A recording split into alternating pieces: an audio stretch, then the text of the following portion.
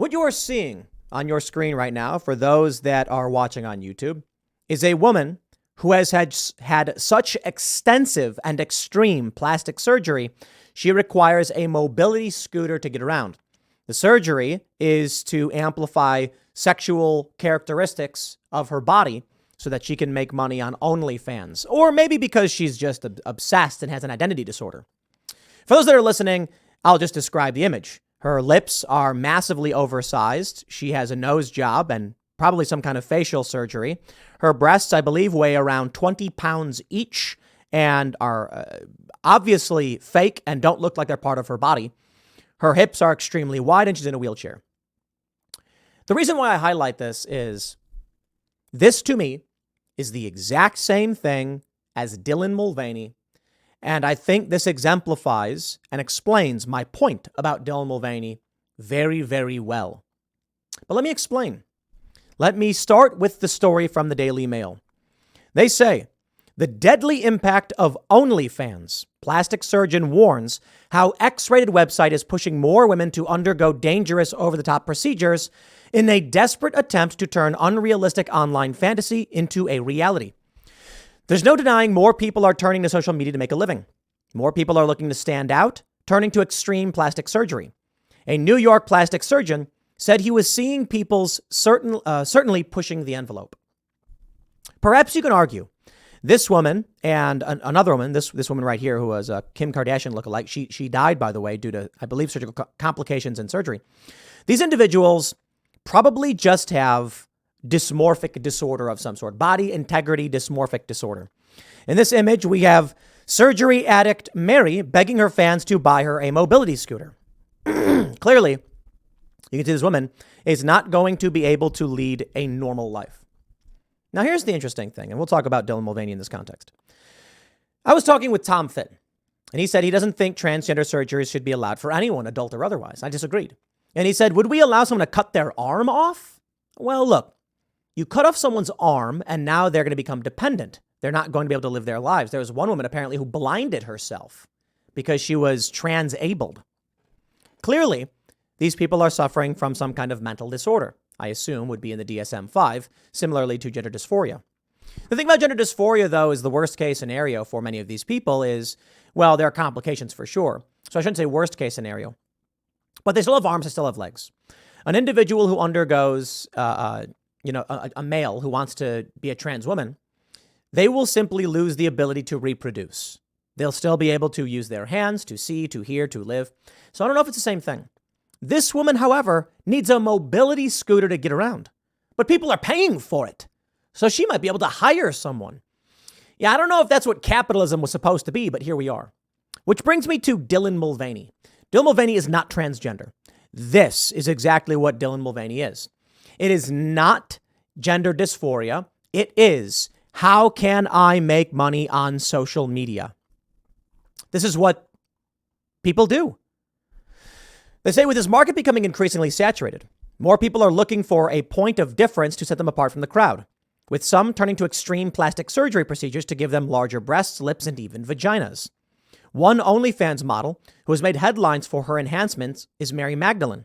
The Mexican-born influencer reportedly became so addicted to cosmetic procedures that she was forced to beg fans to help her buy a mobility scooter as her body was breaking down under the weight of her implants. And then we actually have, I think, the post here saying, I've been shopping around for my mobility scooter. I'm trying to find a pink one. If there's anyone that wants to buy it for me, DM me. I'll put it on my Amazon wish list. Okay. Something is wrong with these individuals. Should we allow them to engage in these procedures? I assume most conservatives would say, no, we shouldn't. I don't disagree. I think this is the serious problem. But tell me then why this is different from Dylan Mulvaney. What I see with trans people is someone suffering from some kind of body integrity dysmorphia disorder. When it comes to anorexia, we have an intervention and they get therapy and they fight very, very hard. But these are people who are severely depressed to the point where they stop eating. They're literally dying. For a trans person, we do the inverse. This society says that we must affirm this and then in many cases, sterilize the individual inadvertently, I suppose they argue, and ultimately take, just take away their reproductive organs or give them cross-sex hormones. That doesn't put them in a wheelchair, but it does end their ability to reproduce. There is a big difference. But why affirm this? Both individuals, anorexic or dysmorphic, are going to be suffering anxiety and say something's wrong with my body. Both individuals will go to extreme measures of unhealthiness, but we tolerate one and not the other. I'm not going to pretend to tell you that I know what the answers to all of this is. But what you're seeing here with the OnlyFans scenario is women who modify their bodies for money, for the most part. They become something that generates clicks and subscribers, and they've become unique. This is what I believe Dylan Mulvaney is doing. Dylan Mulvaney sang a song on TikTok about having a bulge. People with gender dysphoria don't do that. It would be like an anorexic person who is still a little chubby going on camera and grabbing their rolls and saying, it's okay that I have rolls. Wait. I thought the issue for anorexia was you don't want to be fat. It embarrasses you. Right. We understand that. People with gender dysphoria say they get triggered in these ways and they don't want to experience that. There's one individual who is a biological male, transgender as a child, and put out a video saying that using the women's bathroom affirms them. It makes them feel good, and going in the men's room triggers their dysphoria. If that is the case, why would Dylan Mulvaney intentionally go on camera to accentuate male body parts? Because Dylan Mulvaney, just like this, gets surgery to exploit social media. Take a look at this. Christina, this is a woman. Let me pull up her names up here. Christina Ashton Gurkani. She died. She was a Kim Kardashian lookalike, undergoing extreme plastic surgery to try and look like Kim Kardashian. She lost her life because of it. It's actually rather sad, and I think we need to give people therapy and help when they're experiencing things like this. But this is what social media has created. It has created people who seek validation and will get it in any way possible. We call them grifters, but the left acts like they only exist in politics. I'll tell you what I find really funny. We had Lance from the Source on the show. I've mentioned that 3 times today. I think it was a very good episode. Before the show, he said, everyone's a virtue signaler. It's all they do. Everyone's virtue signaling. And I said, no, they're not. Like, I don't associate with people who do that. Some, but not always. This is what I found fascinating. There's no point in trying to convince the leftist that virtue signaling is unique among the left because he's surrounded by these people. And so his mentality is everyone's lying all the time for internet clicks. Okay. That's the world they live in. They know they live in that world. We don't. I don't live in that world. I post things when I feel like posting them. I post things that I think matter. I'm not posting something in an effort to signal to a base that I agree with them. I was just ragging on the DeSantis team for not dealing with, not investigating the family of Jazz Jennings. I don't care about whether the DeSantis people like me or don't like me. It's ridiculous. First, I'll say DeSantis is the best governor this country has. He'd make a great president. But he's got an issue in his own state, and they won't address it. So I'll call him out. I'll call him out for it. The left, they don't do this.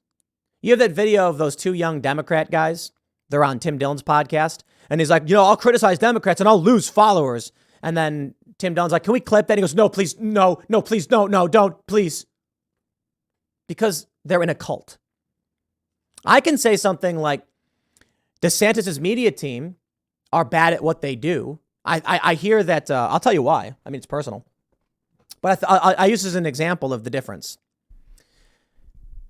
Someone puts together a supercut of Jazz Jennings being depressed and getting these surgeries. And I say, where's Ron DeSantis? All this happening in Florida?